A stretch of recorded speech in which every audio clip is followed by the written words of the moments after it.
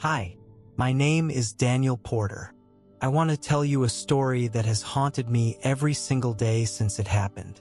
It's a story I never thought I'd have to tell, and I'll admit, I hesitated for years before sharing it. But I feel like God has been pressing on my heart to speak the truth, to warn others before it's too late. My experience happened on September 22nd, 2014, a day I'll never forget, because that's the day I died. At least that's what the doctors said.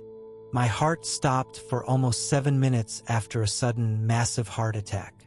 I worked construction back then, just an ordinary guy building houses, trying to provide for my wife, Rachel, and our 2 kids, Mason and Emily. We were a church-going family, but I'll be honest, I wasn't really living for God. I knew His name, I prayed sometimes, but deep down, I was chasing success, money, and comfort. That day, after hours of heavy lifting in the heat, I felt this crushing pain in my chest, like an elephant was sitting on me. The world started spinning, and everything went dark. It wasn't peaceful. It wasn't quiet. It was terrifying. And when I opened my eyes again, I wasn't in my body anymore. I was floating, being dragged, above my lifeless body on the ground. I could see Miguel, one of my coworkers, kneeling next to me, panicked, yelling for someone to call 911. I watched them try to save me, and I wanted to scream, to beg for another chance, but my mouth wouldn't open. No sound came out. I felt like a balloon untethered from the earth, drifting higher and higher, until suddenly, it all shifted. The room, the people, the sounds, they vanished, and I was falling. Not falling like a dream. This was a plunge. A violent, stomach-turning descent into something so dark, so heavy. I felt it crushing the air out of me even though I wasn't breathing. The heat hit me first. An overwhelming wave of suffocating, dry heat that wrapped around me like chains of fire. The air smelled of sulfur, burnt flesh, and rusted metal. I could hear screams, groans, and a low, guttural hum that pulsed through the darkness like a heartbeat. It felt like the very space I was in was alive, breathing, and I wasn't just standing on it. I was inside it, inside a living nightmare that felt eternal. I tried to run.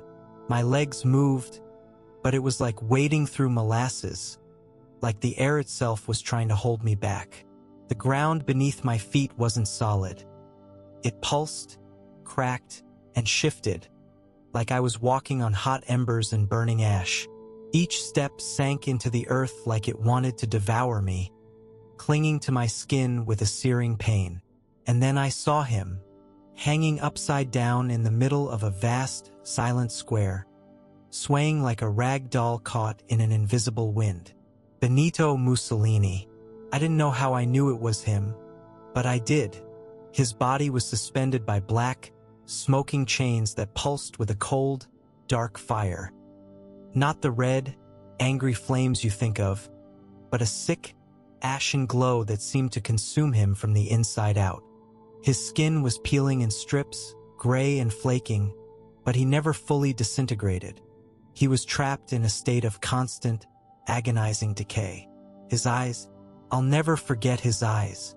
They weren't eyes anymore, but 2 empty pits of darkness, hollow sockets staring out at nothing. He didn't speak. His mouth hung open, and a faint, broken groan echoed from his throat. But it wasn't a human sound. It was the sound of a soul trapped in an eternal scream, a silent cry swallowed by the void. All around him floated dark shapes, ghosts, shadows of the people he had hurt, the lives he had crushed under his rule. They didn't scream, they didn't cry out, they whispered, soft, cold whispers that cut through the air like blades, each word a knife slicing deeper into him. Where is your power now, Benito? Where is your greatness? They whispered it over and over, circling him like vultures, their faceless forms flickering in and out of the darkness. Every time they spoke, the black fire chains pulsed tighter, digging deeper into his flesh, and the burning spread across his body like molten cracks in a dying planet. He writhed, twisting, but the chains only tightened. I saw his hands reach out, trembling, trying to grasp at something, anything, but there was nothing. No mercy, no escape. The voice, cold and final, spoke into the depths of my soul. He rejected the truth. He chose power over love, control over compassion. This is the weight of his own making. The words cut into me, and I felt a deep, shuddering fear. I realized this place wasn't chaos. It was order. A cruel, perfect order where every soul faced the consequences of their life, no matter who they were. I wanted to run, but I couldn't. My feet were rooted to the ground, and the weight of the suffering around me pressed in like a vice. The darkness seemed to breathe, exhaling a deep, rumbling groan that felt like it was inside my bones, shaking me to my core. I couldn't tear my eyes away from him. Mussolini's face contorted in silent agony. His mouth twisted as if trying to scream, but only that broken groan escaped. A sound like a rusted hinge scraping against bone. His once powerful hands, the hands that had gripped the levers of power and crushed nations beneath them, now trembled in the chains. His fingers clawed at the air, desperate to grasp something, anything to pull himself free, but there was nothing but empty space. His fingernails were blackened, cracked, splitting down the middle, and as they dug into his own skin, trying to pull the chains loose, it was like watching a man try to tear apart the iron bars of his own cage with his bare hands. The black fire that wrapped around him pulsed again, a deep, cold glow that seemed to seep into him, not from outside, but from within. His body convulsed, twisting violently, and I heard the sickening sound of bones cracking, snapping, reshaping. His flesh splitting along the seams like a puppet torn apart by invisible strings. The shadows around him moved closer, their whispers sharpening into words that were more like curses, cutting into him with every syllable. Your empire is ashes. Your words are dust. Your soul is the weight of your own chains. And I could see it.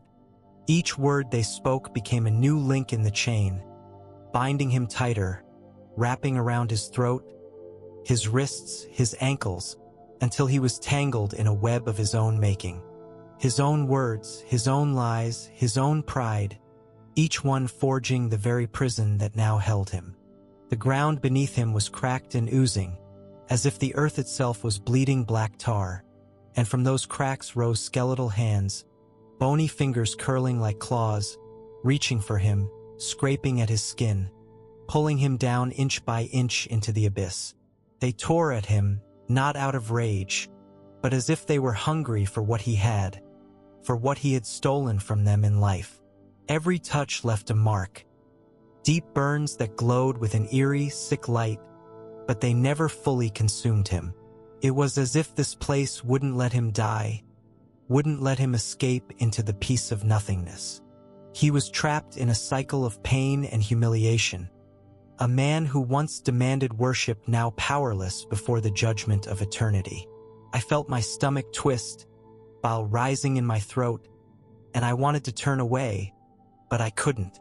The voice in the darkness, deep, cold, merciless, spoke again, echoing inside my chest like a drumbeat of truth. This is the weight of unrepentant sin. This is the end of those who trade the light for the throne of pride. The words slammed into me like iron fists, and I could feel my knees buckling, my heart racing. I realized with a sudden, horrifying clarity that I wasn't just here to observe. I was here to understand, to feel the gravity of this place, so that I could never forget. I staggered back, my breath ragged, my skin burning as if the very air was searing me from the inside out. And then the darkness shifted again. The ground cracked open, swallowing the scene of Mussolini, and I was dragged, pulled through the blackness, as if unseen hands had gripped me by the soul and were dragging me deeper, further into the abyss. The air grew heavier, thicker, until every breath felt like swallowing molten lead. I stumbled through a narrow passage where the walls pulsed with a sick, reddish glow, veins of fire threading through the rock like glowing scars. The ground beneath my feet was slick, like tar or oil, and each step sent a shudder through me, like I was stepping on something alive. The screams grew louder, overlapping in a chorus of pain. Men, women, children. All voices twisted into one unrelenting sound of torment. And then, as if a veil had been lifted, I saw her, sitting in front of a shattered vanity mirror, her hands trembling as they applied lipstick over and over again, was Marilyn Monroe. I knew it was her, not just from the face, but from the energy, the aura of broken beauty. She sat in a tattered red gown, the fabric shredded and clinging to her like cobwebs. Her once golden hair now a tangled mess of gray ash that seemed to crack and crumble as she moved. Her skin was pale, almost translucent, but where it should have been smooth, it was cracked, peeling, revealing dark fissures beneath, like a porcelain doll shattered in slow motion. The mirrors around her were warped, twisted, each one reflecting not the glamorous star the world had adored, but a grotesque parody. Her eyes were hollow, black pits that glistened with an oily, unnatural sheen, and as she looked into the mirrors, her reflection would twist. One moment a skeletal grin stretched across her lips, the next her face melting into a waxy, distorted mask, her mouth stretching wide as if in an eternal, silent scream. Her hands shook violently as she tried to apply the lipstick, but each time the color smeared across her face like blood, staining her skin, dripping down her chin like dark red tears. The air around her pulsed with a heavy, oppressive energy, and the voices, the whispers of the souls, circled her like vultures. They spoke softly, but their words were knives. This is what you wanted. This is the mask you wore. This is the beauty that led so many astray. The words wrapped around her like invisible chains, tightening with every repetition, and she trembled, her lips moving in a silent plea for help, but no sound escaped her. She was trapped in an endless cycle, forced to relive the lies she sold, the emptiness she embraced. Her hands would raise the lipstick again, apply it, smear it, cry out, but no one came. Her eyes locked onto mine for a moment, just a flicker, but it felt like the weight of her soul passed through me. I could see it, feel it, the loneliness, the emptiness that had consumed her. The fame, the adoration, the applause. It had been a mask, a hollow shell covering the ache inside, and now she was trapped in that image forever, unable to escape the reflection of her own choices. The mirrors around her pulsed, each one showing flashes of her past. Photo shoots, red carpets, fake smiles, but behind each one, a flicker of despair, of brokenness. The voices of those she had influenced. The girls who had chased the same empty dreams, the men who had fallen for the illusion, rose up, a whispering, haunting chorus that condemned her with every word. The chains tightened, the lipstick smeared again, the cycle repeated, and I stood there, rooted in place, watching as she lived out the consequences of a life spent chasing beauty without truth, fame without faith.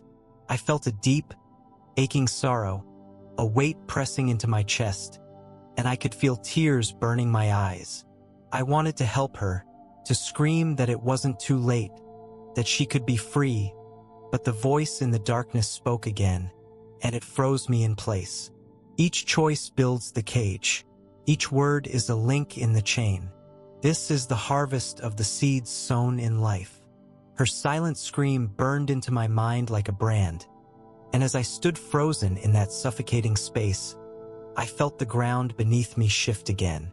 The shadows swallowed the scene of Marilyn's torment, the mirrors cracking and shattering into dust that vanished in the thick, poisonous air. The whispers faded, but the weight of what I had seen lingered heavy on my chest. My knees shook. My stomach churned like I was going to collapse from the horror. But the darkness didn't let me rest. It pulsed, alive, dragging me deeper, like a beast swallowing me whole. The heat intensified, suffocating, dry, choking. My throat burned with every breath, and I could feel the ash settling in my lungs, heavy, thick, like I was breathing in the dust of countless souls. The stench of sulfur and burning flesh clung to my skin, filling my mouth with a taste I'll never forget. My heart raced, pounding so hard I thought it would burst, and I wanted to cry out, to beg for mercy. But the voice, cold, steady, relentless, echoed in the air around me. There is more to see, and the darkness opened up before me once more, revealing another scene of unimaginable torment. I found myself in a long, narrow hallway, lined with broken bookshelves. The air shimmered with heat, and the walls pulsed like the veins of a dying creature. The shelves were crumbling, their contents burning but never fully turning to ash. Books that smoldered endlessly, pages curling, words glowing red like embers. And in the center of it all stood a figure I recognized immediately, Friedrich Nietzsche. His body was thin, almost skeletal, his once confident posture now slumped and trembling. His thick mustache was charred, pieces of it flaking away like burnt paper. His hands shook violently as they gripped a blackened, tattered book, the same book over and over again. His mouth opened, and the words tumbled out, not as speech, but as bursts of fire. God is dead. God is dead. The flames poured from his mouth with each phrase, searing his lips, burning his tongue, leaving black streaks down his chin and neck. His voice was hoarse, raspy, barely human, yet he couldn't stop. Every time he tried to close his mouth, the fire forced it open again, scorching him from the inside out. His eyes, once bright with ideas and intellect, were now hollow, flickering weakly like dying embers, and every flicker seemed to dim a little more as the fire consumed him. All around him, ghostly figures hovered in the air, souls twisted and hollow, their faces pale and sunken, their eyes dark and lifeless. They floated closer, whispering not in accusation, but in sorrow, their voices barely audible but sharp as glass. You led us astray. You told us there was no God. You promised freedom, but gave us only chains. Their whispers curled around him like smoke, pressing into his skin, their cold fingers tracing the burns and cuts across his body. Every touch left a glowing mark, a brand that burned deep into his flesh, yet never consumed him fully. He tried to close the book, to throw it away, but it clung to his hands, searing into his palms like molten iron. The fire spread up his arms, through his chest, bursting from his mouth and eyes, yet he could not die. The fire fed on him, his words, his legacy, and it trapped him in an endless loop of his own philosophy. Each time he tried to scream, the flames poured out instead, burning him again and again, until his very bones glowed like hot coals. The voice spoke, cold and final. He denied the light, so now he burns in the darkness of his own making. His words are his chains. His truth is his fire. I felt a shiver run through me, deeper than my bones, as if the fire that consumed him could leap into my own chest. My knees buckled, and I fell to the ground, weeping, gasping for air that wasn't there. I wanted to turn away, but the scene stayed burned into my mind, a memory that I knew would haunt me forever. The darkness pulled me forward again, dragging me like a rag doll down a twisting, endless tunnel of shadows and smoke. My body felt weightless, yet every inch of me ached. My skin raw, my throat burning, my chest tight as if iron bands were wrapped around it.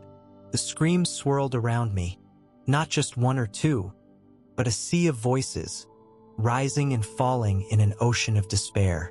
And then I was there, in a dark, cavernous space that pulsed with the sound of chains, metal scraping, and something that sounded like bones grinding against stone. The heat was unbearable, the air thick with the stench of decay and rot. And in the center of it all, chained to a massive iron chair, was Charles Manson. His hair was matted, dark, streaked with blood and filth. His face was twisted into a grotesque grin, but it was forced. His lips trembling, his eyes wide with terror, darting back and forth like a trapped animal. His body was covered in cuts and burns, raw and torn, and around him circled the souls of the people he had led astray. They weren't whole anymore. They were deformed, broken, with patches of missing skin, gaping wounds and hollow, empty eyes. Their mouths hung open, their teeth jagged and stained, their breath a foul, sick vapor that hung in the air like poison. They whispered his own words back to him, words of manipulation, of false promises, of twisted love. "Follow me. I am your guide. I am your God." Each time they spoke, Manson's body jerked violently, as if their words were daggers stabbing into him. The chains binding him to the chair tightened, thorns embedded in the metal cutting deeper into his flesh, making him writhe and scream, but no one came to save him. He tried to speak, to justify himself, but every word he tried to say turned into black snakes that slithered from his mouth and coiled around his throat, tightening until he choked, his body spasming as the snakes slithered back down, only to emerge again over and over. His followers gnawed at him, tearing flesh from his bones, but each wound healed almost instantly, only to be torn open again. Their hands clawed at him, their eyes wide and crazed, their mouths dripping black bile as they bit and tore, consumed by the same madness he had once unleashed on them. Manson's screams echoed through the chamber, blending with the whispers of his followers until it was impossible to tell them apart. It was a chorus of torment, an endless loop of pain, and I could feel it in my own chest, sharp, gnawing, like teeth tearing into my heart. I wanted to collapse, to cover my ears and scream, but the voice held me firm, cold and relentless. He twisted faith into poison. He claimed the throne of God but became a slave to madness.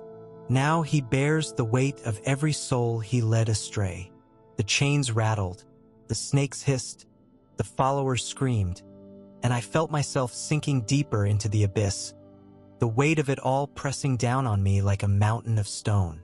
My body trembled, my breath came in ragged gasps, and I knew this was only the beginning. There was more to see, more souls trapped in the grip of their own sins, each one a story, a warning, and I was powerless to stop it. The darkness swallowed Manson's tormented screams, but the echoes lingered in my ears like a bitter poison that refused to leave.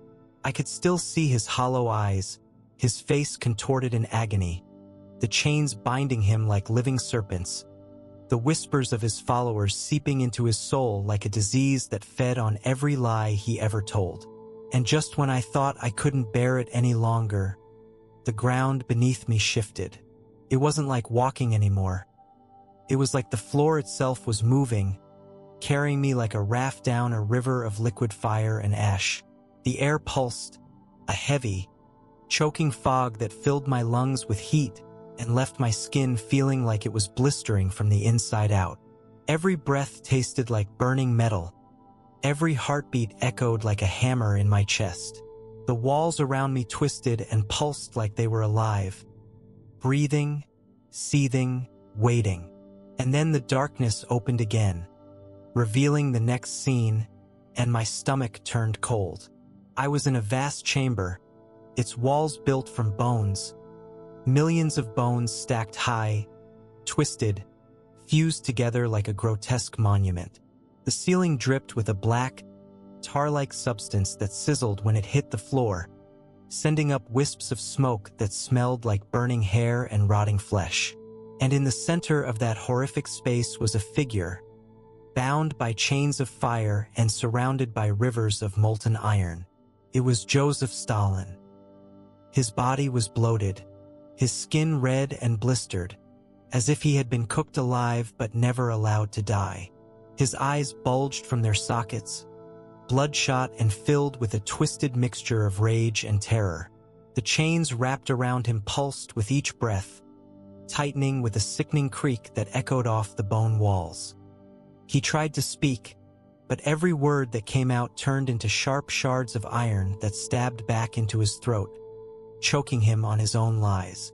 His hands clawed at the chains, but each time he touched them, the metal flared bright and burned deep into his flesh, leaving charred brands that glowed with an eerie, sick light.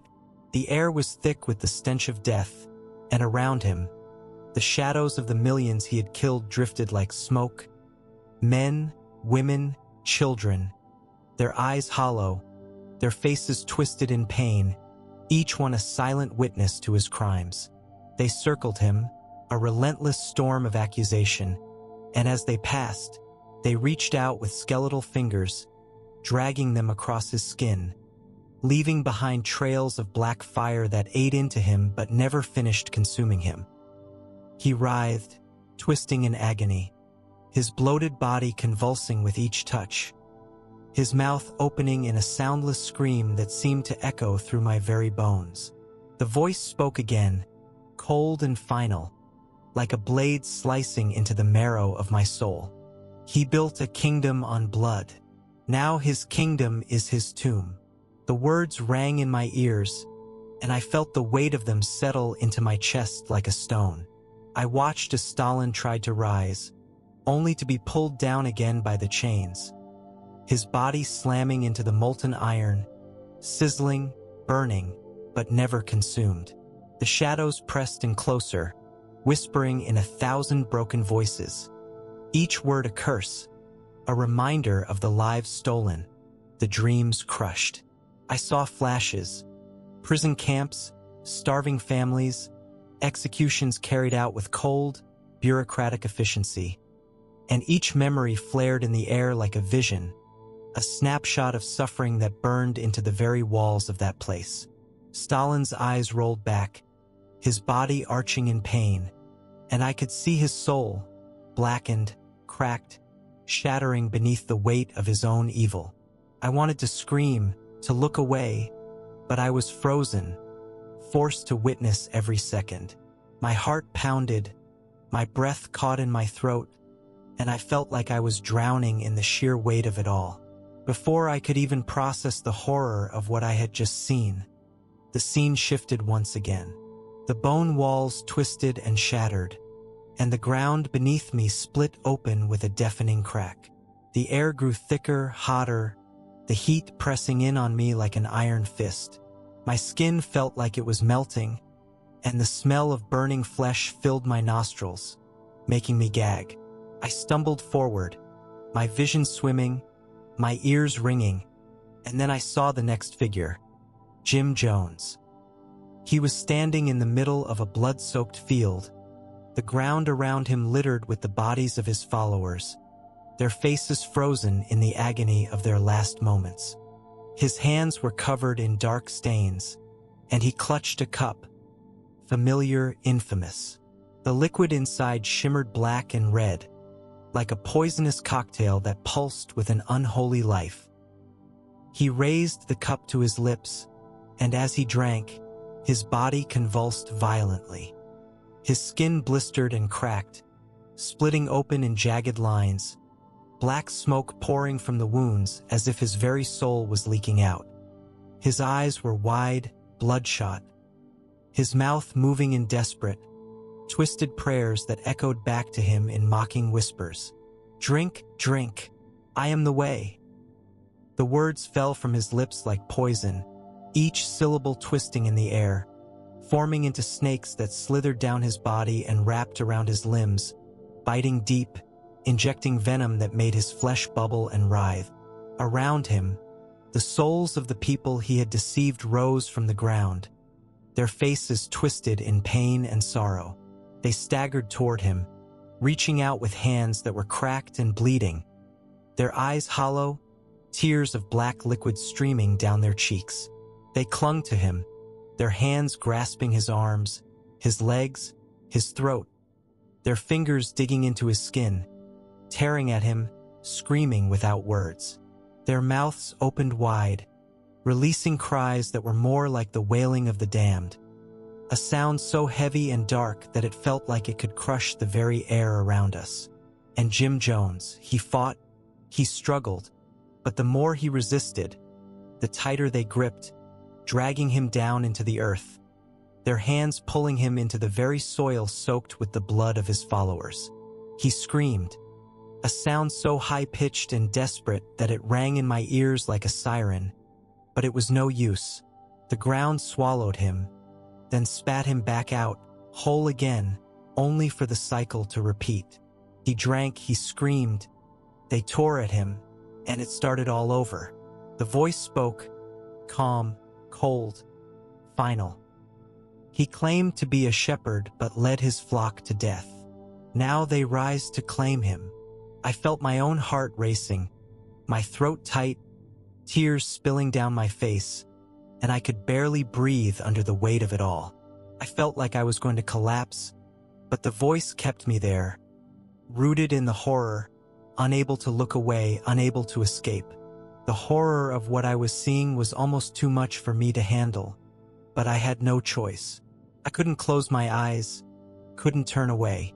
It was as if I was glued to the scene, my body frozen in place while my mind screamed for it all to stop. But the voice, calm, cold, unrelenting, echoed once again. There is more to witness. And with those words, the ground beneath my feet cracked open again, the air vibrating like a low, rumbling growl that sank into my bones. My chest ached with each breath as if the very air I inhaled was eating me alive. The darkness around me twisted, folding in on itself, and when it cleared, I was standing in a new place. It looked like a throne room, but not one of glory or majesty. This was a throne of decay, of shattered bones and rotting flesh. The walls were stitched together with sinew and fragments of skulls, the ceiling dripping with a thick, dark liquid that sizzled and hissed as it fell to the ground. The smell was unbearable, like burning hair, rusted iron, and old, dried blood. And there, seated in a twisted, grotesque throne of blackened gold and sharp spikes, was Cleopatra. Her once beautiful face was now a mask of rot and decay, her skin peeling in sheets, her eyes sunken and hollow, her lips curled into a permanent sneer that seemed more like a grimace of pain than a smile of power. Her hair, once the symbol of her allure, hung in matted, tangled clumps, streaked with streaks of ash and blood. Coiled around her neck, slithering down her arms and across her lap, were venomous snakes, black, glistening, their eyes glowing a deep, burning red. They hissed and lashed out, biting into her flesh, their fangs sinking deep, injecting poison that made her veins bulge and her skin blacken in patches. Yet she couldn't die. She sat frozen, paralyzed by her own torment, forced to wear a crown that dug into her scalp, the sharp points embedding into her skull, leaving trails of blood that oozed down her face. And in front of her, lining the floor, were the shadows of those who had once served her, worshipped her, feared her. They crawled on their hands and knees, their backs bent low, their mouths sewn shut with dark, thorny vines, their eyes wide with a hollow, endless despair. The air pulsed with whispers, soft and biting, weaving around Cleopatra like a poisonous fog. Your beauty was your weapon. Your pride was your throne. You ruled with seduction, but now you are ruled by the very venom you used. The snakes tightened their grip, their fangs digging deeper, Yet she remained alive, her body jerking and convulsing with each bite, her lips moving in a silent, desperate plea for release that would never come.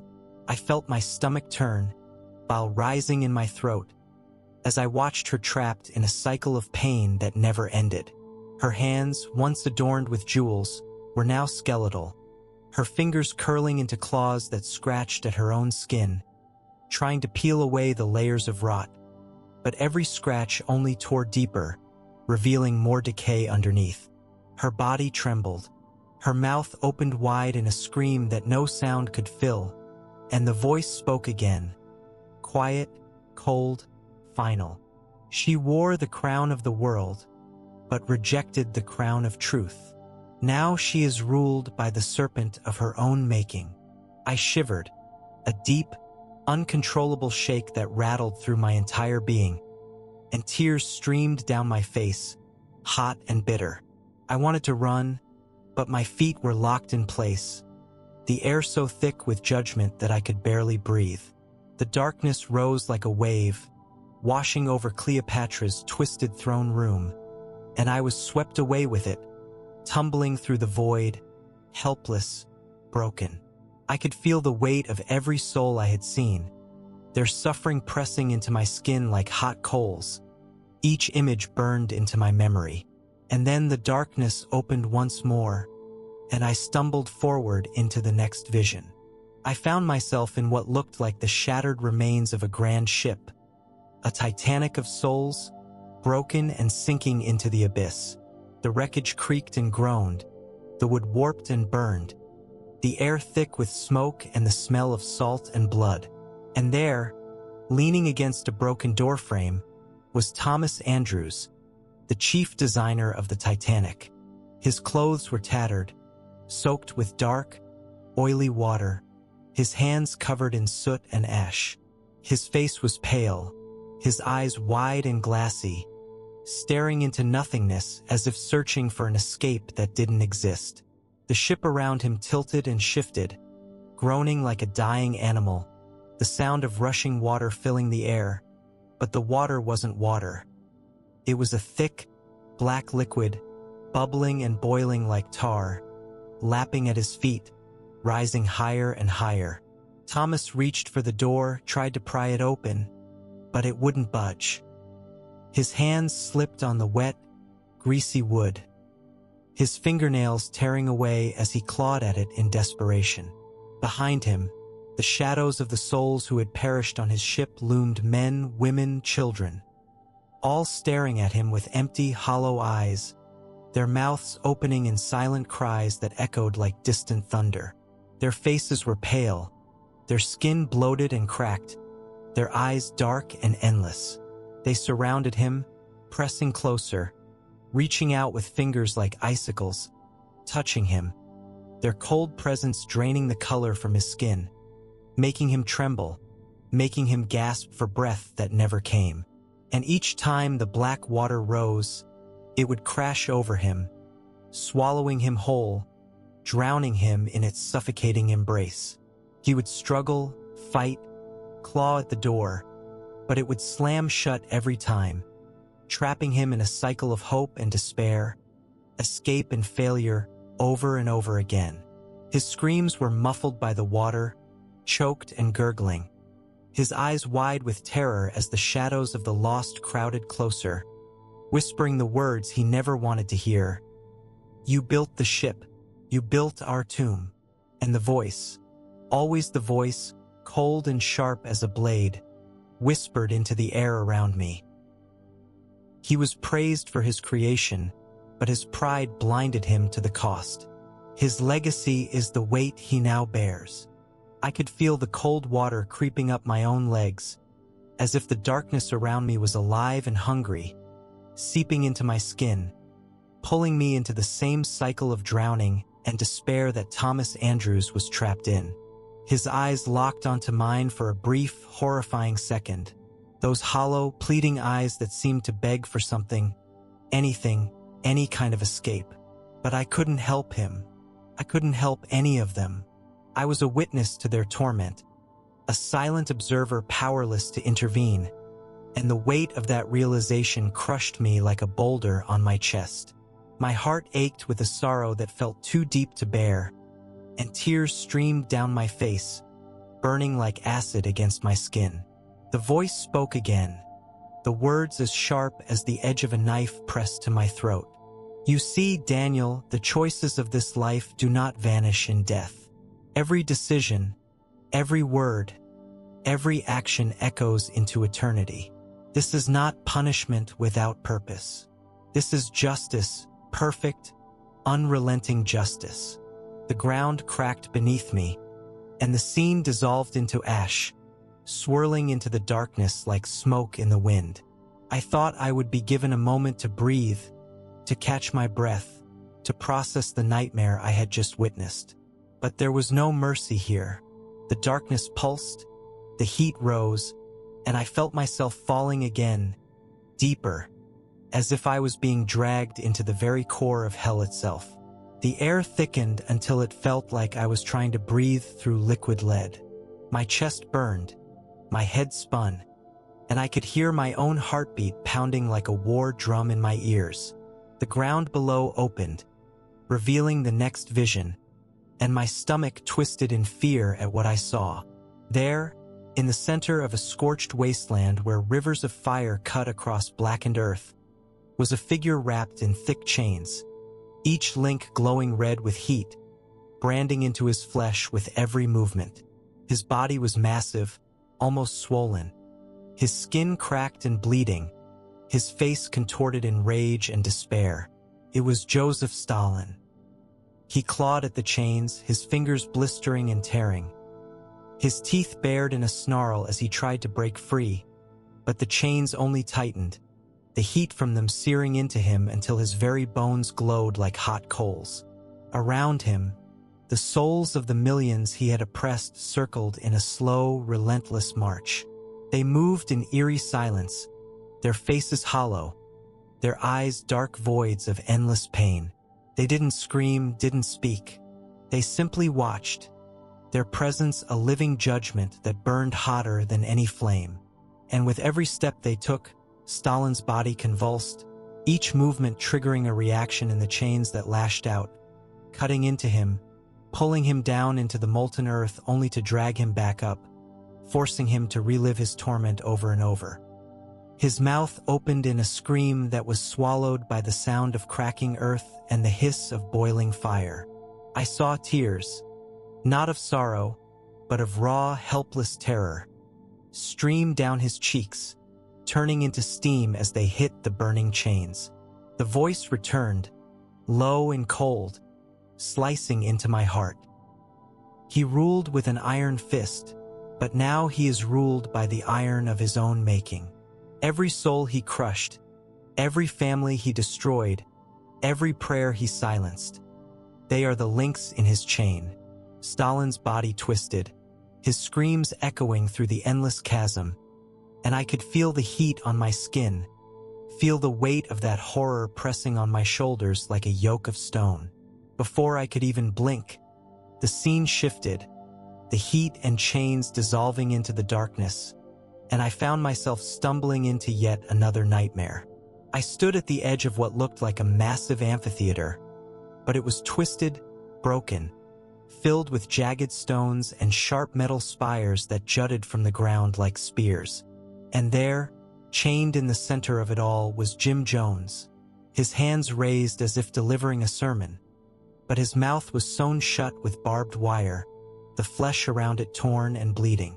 The souls of his followers, men, women, children, surrounded him in a chaotic, swirling mass. They were broken, their skin blistered and cracked, their eyes glowing with a sickly yellow light. They reached out for him, clawing, grabbing, tearing at his clothes, his skin, screaming in a chorus of voices that blended into a terrible, mind-shattering wail.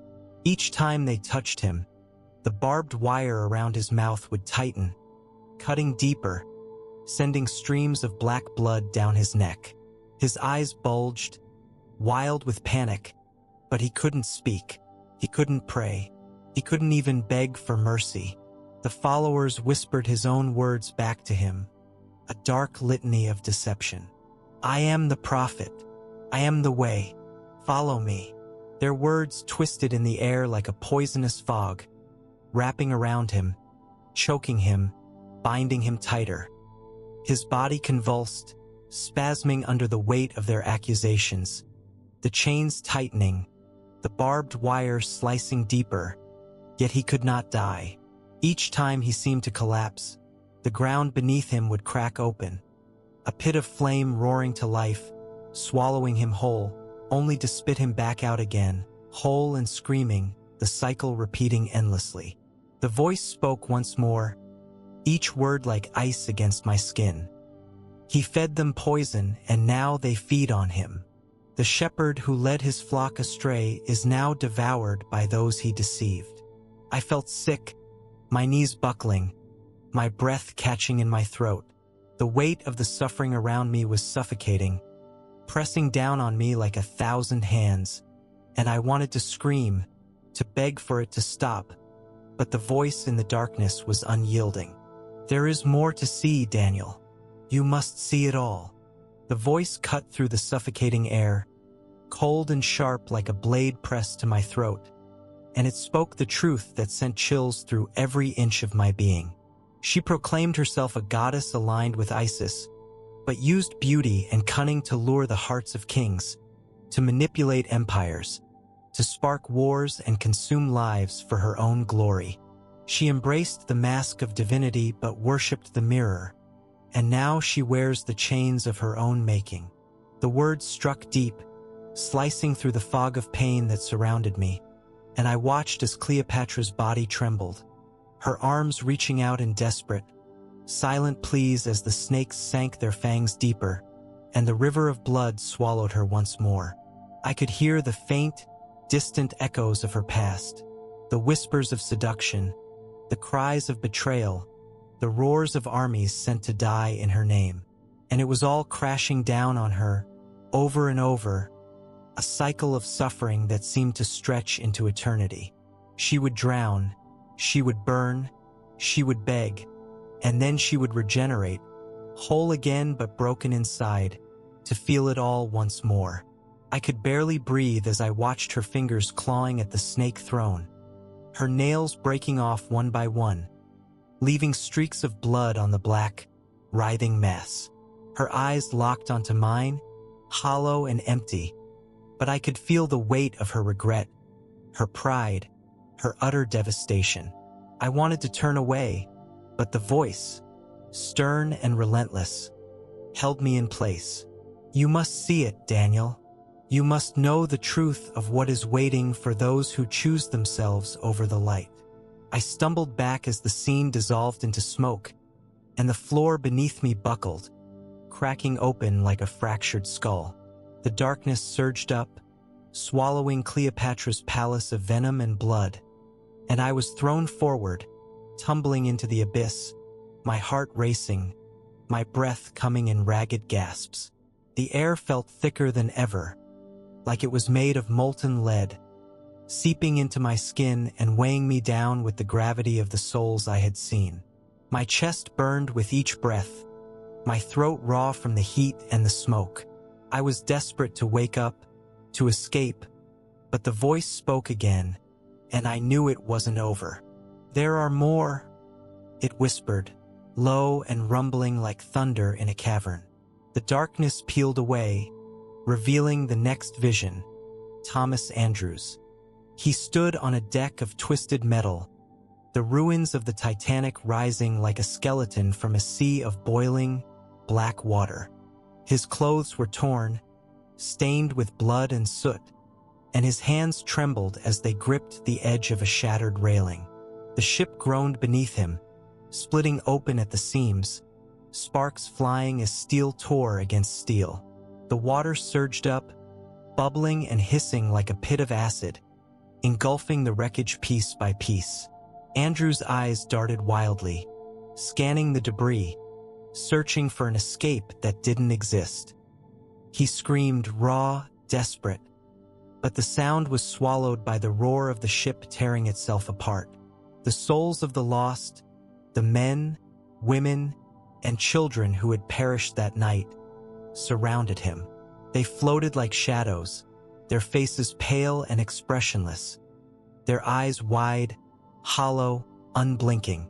They stared at him, their gazes heavy with accusation, their presence a living storm of grief and pain. Andrews staggered, slipping on the slick, burning deck, his hands clawing at the twisted metal. But each time he tried to steady himself, the ship would lurch, and the shadows would press in closer, their whispers filling the air like a choking fog. "You built this. You said it was unsinkable. You sealed our fate." The words echoed around him, drilling into his mind, and I could see the weight of his regret crushing him, his body convulsing as if the guilt itself was a poison seeping into his veins. The black water surged higher, crashing over the deck, sweeping him under, drowning him in a tide of suffering. But it wasn't the end. The water would recede, and he would reappear, gasping, screaming, clawing for breath, only for the ship to crumble and the water to rise again, repeating the nightmare in an endless loop of hopelessness and torment. The voice spoke, its tone unyielding. He was praised for what he built, but his pride blinded him to the cost. Now the weight of every soul lost on that ship is his burden to bear. My knees buckled, and I fell to the ground, tears streaming down my face, my chest heaving with sobs. The weight of the suffering was crushing, a tidal wave of sorrow and pain that drowned me in its depths. I wanted to beg for it to end, to plead for mercy, but my voice was gone, swallowed by the darkness that wrapped around me like a shroud. I could feel my heart breaking, my soul shattering, as if each scene I witnessed was carving pieces out of me. And yet, the darkness did not let me go. The ground cracked again, splitting wide beneath me, and I was dragged forward, deeper into the abyss, my body trembling, my skin slick with sweat and ash. The air grew colder, but the cold was not a relief. It was a biting, cutting frost that gnawed at my flesh, sinking into my bones like icy needles. The shadows around me swirled, forming shapes, faces, bodies. And then I saw him, Jim Jones, standing atop a mound of broken bodies, his hands raised as if delivering a sermon, but his face twisted in a mask of agony. His mouth opened, but instead of words, black snakes poured out, slithering down his body, wrapping around his arms, his neck, sinking their fangs into his flesh, tearing at him, feeding on him. The souls of his followers clung to his legs, their eyes wide and empty, their mouths open in silent screams. They clawed at him, pulling him down, their fingers digging into his skin, tearing strips of flesh from his body, but he would not die. Each time they dragged him down, the ground opened, swallowing them all into a pit of fire, only for them to rise again, the cycle repeating in a sick, endless rhythm. Joan's eyes locked onto mine, and I saw something there, fear, regret, but also defiance, as if even now, in the depths of his suffering, he still tried to hold onto the twisted power he had once wielded. The voice spoke once more, and its words were like cold iron pressed against my chest. He claimed to lead them to paradise, but he fed them poison and led them to death. Now he is their feast, consumed by those he deceived. I could hear the whispering voices of the followers, weak, broken, yet relentless, echoing in the darkness, rising in a haunting, endless chorus. And Jones, trapped in their grip, could do nothing but scream as the snakes coiled tighter. The shadows clawed deeper, and the fire swallowed him whole, only to begin again. The metal above Thomas Andrews crumbled, fragments crashing down into the water with heavy splashes, each sound a thunderous reminder of the weight of the ship, the weight of the souls trapped within it. I could feel the despair radiating off of him, so thick and suffocating that it pressed into my own chest, making it hard to breathe. His mouth opened, choking on the rising water, but he didn't stop. His fists, raw and bloodied, pounded on the door, each strike a futile plea, a desperate cry into the void. The water surged up past his shoulders, filling his ears with the roar of 1,000 screams, muffled and distorted, until it finally engulfed him completely. For a moment, the world went silent, as if holding its breath.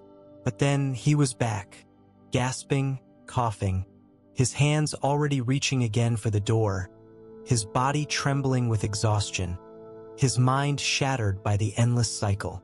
The voices of the drowned rose once more, a chorus of anguish that wrapped around him like chains, and I could see the burden of every life lost pressing into his very soul. His pain was not a punishment of fire or brimstone, but of guilt, of regret so deep it carved into the fabric of his being like a blade. I turned my face away, tears burning in my eyes, and I felt my own chest heaving with the weight of it all. But the voice, sharp and steady, did not let me escape.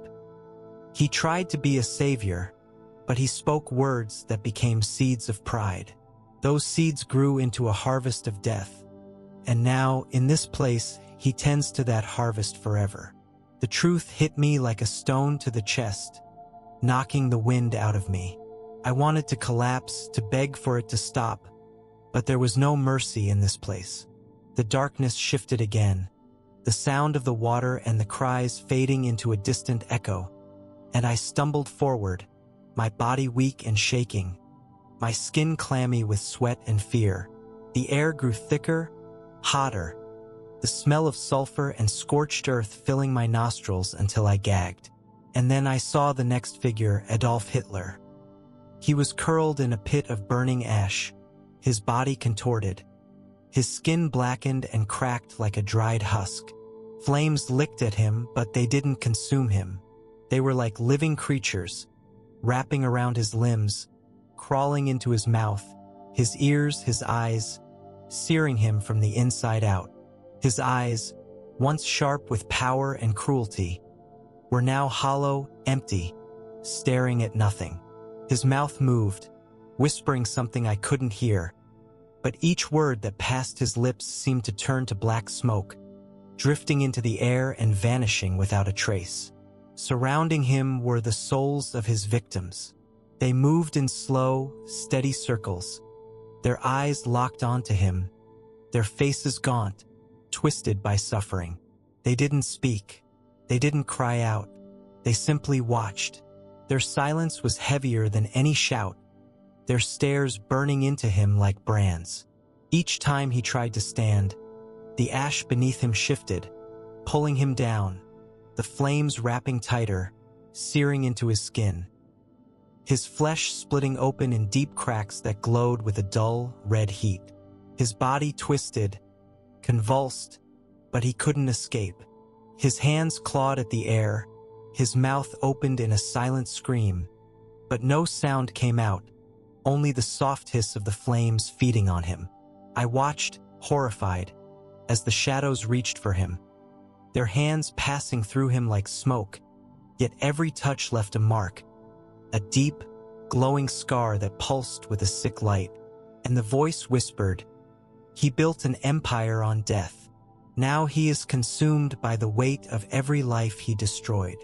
The words felt like ice against my skin, a cold shiver that rattled down to my bones, and I felt my heart tremble with the unbearable weight of it all. I wanted to collapse, to curl into a ball and scream for it to end, but the darkness had no mercy. The ground beneath Hitler cracked, and he was swallowed whole by the flames, his screams swallowed by the churning fire, only for him to reappear moments later, the cycle repeating, the torment unending. The voice spoke again, steady and final. "There is no power here, no armies, no flags. There is only the truth laid bare." And I realized with a sickening clarity that this place wasn't chaos. It was order. Every soul I had seen, every punishment I had witnessed wasn't random. It was a mirror, a perfect reflection of the choices they had made, the lives they had lived, the words they had spoken. Each of them was trapped, bound by the very chains they had forged in life. And I knew, deep in my bones, that this place wasn't about fire and brimstone for the sake of pain. It was about justice, pure and terrifying. I felt my legs give out beneath me, my knees crashing into the hot, cracked ground.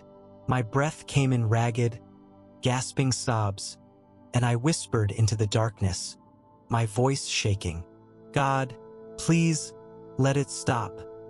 But the voice was silent, waiting, and I knew there was more. I left the scene of Stalin's frozen, lifeless throne behind, but the image burned in my mind like a brand. That hollow stare, those hands reaching in desperation as the very souls he had once crushed became his judges, his jailers, and his executioners, forever binding him in the world of his own making. The cold of that place lingered in my bones, chilling me from the inside out, a frost that no flame could thaw. My skin felt raw, as if scraped by ice and wind, my breath shallow and ragged. I stumbled forward, my legs heavy, barely able to carry the weight of what I had seen. And then, as if the darkness itself was a tide, it washed over me again, dragging me downward, deeper into the abyss, deeper into the layers of pain and punishment that seemed endless. The voice was there, steady and cold, like iron pressed to my chest, guiding me forward. There is more, and I felt it. Not just heard it, but felt it inside me, pressing into my soul like a command I could not refuse. The ground beneath me cracked and groaned, splitting open like the earth itself was tired of holding the weight of so much sin. The air grew hotter again, thick with the stench of burning flesh and sulfur, each breath tasting like ashen iron. My heart pounded so loud I thought it might burst, and my skin felt like it was crawling with unseen insects, biting, stinging, driving me mad. And then I saw him, Jim Jones. He stood on a crumbling stage, surrounded by the souls of those he had led to their deaths. His face was gaunt, his eyes sunken and wild, darting back and forth as if searching for an escape that would never come. His once charismatic smile was gone, replaced by a twisted grimace of pain and terror. He clutched a cup in his hand, the liquid inside a sick, swirling mix of black and red, bubbling like molten poison.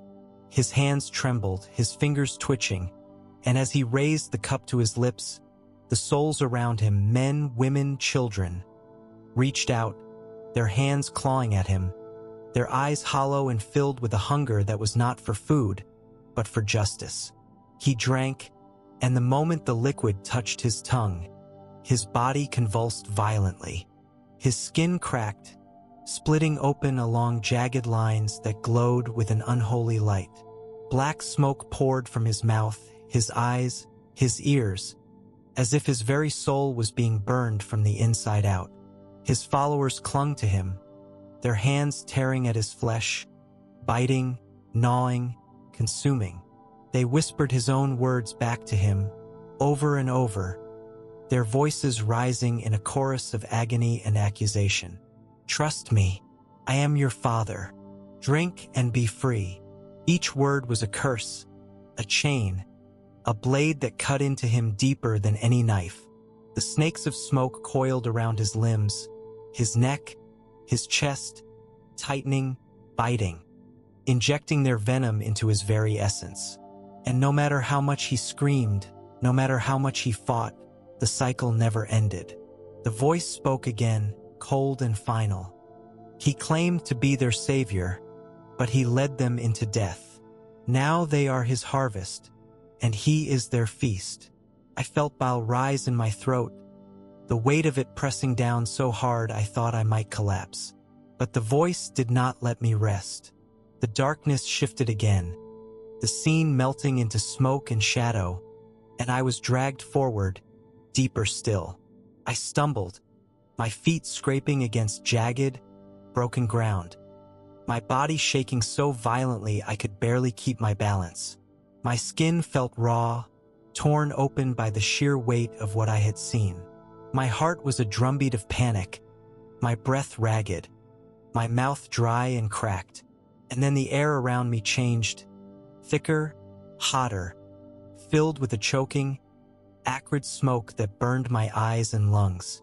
The ground split open again, and I saw the next figure, Cleopatra, sitting upon a throne made of snakes, their bodies writhing, their fangs sinking into her flesh over and over.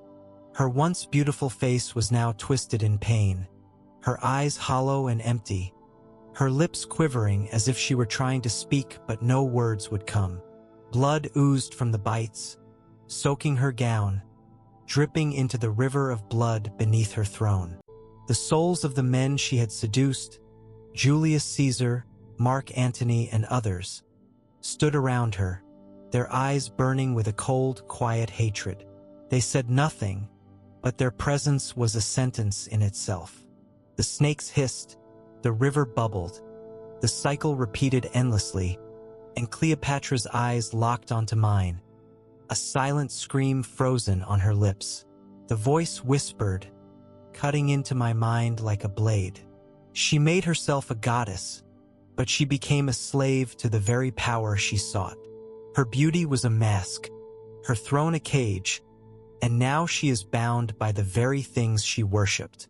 The words sliced through me, heavy with truth, and I felt my knees buckle under the weight of it all. I wanted to scream, to cry, to beg for it to stop, but my voice was gone, lost in the roar of suffering that surrounded me. The air itself seemed to pulse with the agony of these souls, a heartbeat of pain that echoed through the abyss. And yet the voice was unrelenting. You must see, Daniel. You must understand. My body trembled, my skin slick with sweat and tears, my mind fractured by the horror I had witnessed. And still I was dragged forward, deeper into the heart of hell itself, where there were more souls to see, more truths to be revealed, and I knew with a terrible certainty that the worst was yet to come. I could barely process what was happening as the angel's voice resonated inside me, deep and powerful, like a song of light cutting through the darkness I had just left.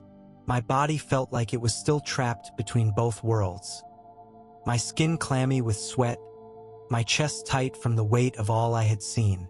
The angel's presence was so overwhelming, yet it wasn't crushing. It was freeing. There was warmth in the light that radiated from him, a warmth that seeped into the deepest, coldest parts of me, like the very fire of God was stitching my soul back together.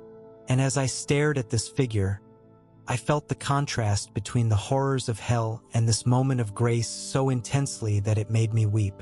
I sobbed openly, my tears falling freely, my body shaking like I was being wrung dry.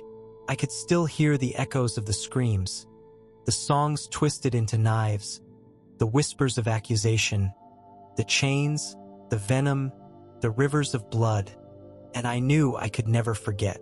The angel gently placed his hand on my shoulder, and it was like the touch of eternity itself. You must tell them, Daniel. Warn them. The time is short, and many are walking blindly into the same fate. His voice wasn't just sound. It was truth itself, reverberating in my bones. I could feel the urgency in his words. This wasn't just a story for me to keep to myself. It was a message I had to carry, a burden I had to share. Then there was Jim Jones. His cup of poison, his hollow eyes, the him-turned curse that cut into him with every note. The souls of his followers, their hollow, broken faces, pressing the cup back to his lips again and again, forcing him to drink the very lies he had fed them. And Thomas Andrews, oh God, Thomas, his hands bloodied, pounding on the door, begging for it to open, the water rising, the souls on the other side trapped in their panic, and the words, those terrible words. Not even God could sink this ship. That arrogance, that challenge, turned into a sentence.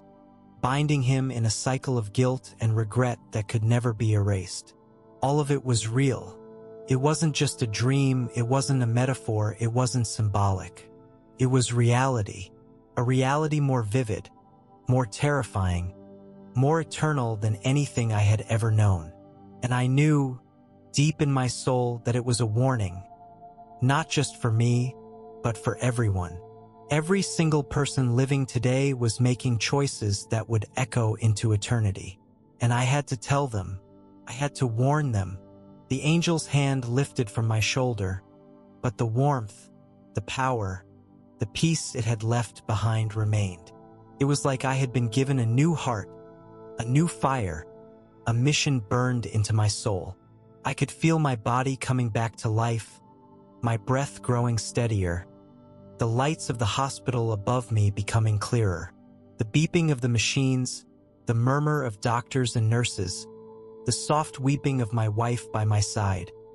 They all began to fill the space around me, grounding me in the present. But I wasn't the same man who had left. I wasn't the man who had chased success and comfort, ignoring the weight of eternity. I had been shattered, rebuilt, and given a new purpose. I knew I had to speak, to share every horrifying detail of what I had seen. Not to scare people for the sake of fear, but to wake them up, to help them see that this life is a breath, a fragile moment that vanishes in an instant, and what we do here matters more than we can ever imagine. The angel's final words still rang in my ears, clear and unmistakable. Go and tell them, Daniel. Show them the truth before it's too late. And so, here I am, speaking these words into the camera, not because I want to, but because I have to. Because I can't unsee what I've seen, and I won't let anyone else walk blindly into the darkness without a chance to choose the light.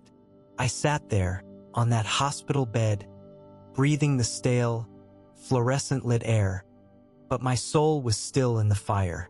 Every second that passed, every blink of the monitor, every breath that rattled in my lungs, I knew I wasn't supposed to be there. I wasn't supposed to be alive. I should have been swallowed by that darkness, chained by the choices I had made, screaming alongside the souls I had seen trapped in the web of their own making. But I wasn't. I was here, alive, redeemed, given a second chance. And it wasn't just for me. I understood that now. The angel's words hadn't been a suggestion. They were a commission. I was not just to survive this experience and move on. I was to tell. I had seen the truth, the brutal, terrifying reality of hell, the weight of sin, the consequences of arrogance, of pride, of denying God's light. And I had felt the overwhelming, indescribable love of God breaking through that darkness like a flood of pure fire.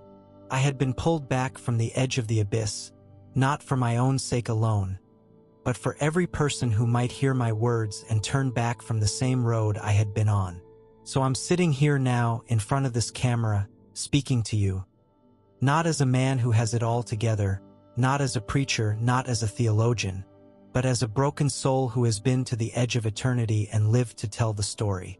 I am Daniel Porter, and I will never forget what I saw. I will never stop warning people about what waits beyond this life. I saw hell, and it's real. I saw souls like Mussolini, Hitler, Stalin, Cleopatra, Jim Jones, Thomas Andrews, each trapped in their own unique cycle of torment, suffering in the prisons they built with their own hands. I saw them judged, not by random cruelty, but by the perfect, terrifying justice of God, each chain forged from their own words, their own actions, their own arrogance. I watched as the river of blood swallowed Cleopatra, as the black fire of lies consumed Jones, as Stalin's kingdom of fear became his frozen, lifeless cage. I saw the faces of the souls they had hurt, silent, unrelenting judges, pressing in like shadows that could not be escaped. I felt the weight of it all pressing into my skin, searing it into my soul. And I saw the angel of the Lord, shining with light so pure it cut through every nightmare, every whisper, every memory of suffering. and I heard him say, "You must tell them. You must warn them. The time is short. So I am warning you now. Hell is real. The torment is real. The chains are real. The suffering is eternal. But so is the love of God. So is the mercy that waits for you if you'll turn to him. So is the grace that is freely offered to anyone who will say, 'Jesus, I believe.' Don't wait. Don't think you have time. I thought I had time. I thought I had life ahead of me, a family to provide for, a job to keep, plans to make, money to earn. And in an instant, it was all gone. My heart stopped. My breath ceased. And I was falling into the abyss that swallowed so many before me. I was drowning in the darkness, suffocating on the weight of my own pride, until God, in his mercy, reached into that abyss and pulled me back. Not because I deserved it, but because he loves, because he is love. And now I have a mission, to speak the truth to anyone who will listen, to shout it from the rooftops if I have to tell you that hell is not a place you want to go, and it's not a place you have to go. Jesus paid the price for your sins so that you don't have to, but you have to make the choice. You have to turn to him. You have to surrender your life before it's too late. Right now, as you hear these words, you have a chance. You can choose light over darkness, life over death, heaven over hell, Jesus over pride. Please don't wait. If you're hearing this, it's not an accident. God is speaking to you through my voice. He's giving you a chance to choose, just like he gave me. Don't waste it. Don't throw it away. Say yes to Jesus. Surrender your life to him. Turn away from sin. Turn away from arrogance, from hate, from selfishness. Lay it all down at the feet of the cross, and he will give you life. Real life, eternal life. A life that no darkness can ever take from you. That's why I'm sharing this. That's why I'm weeping as I speak. Why my hands are shaking.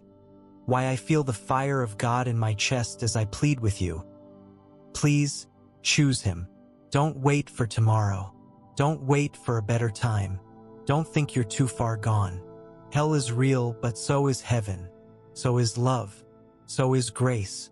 So is the hope that Jesus offers right now in this moment. Say yes to him. Choose the light. Choose life. Choose Christ.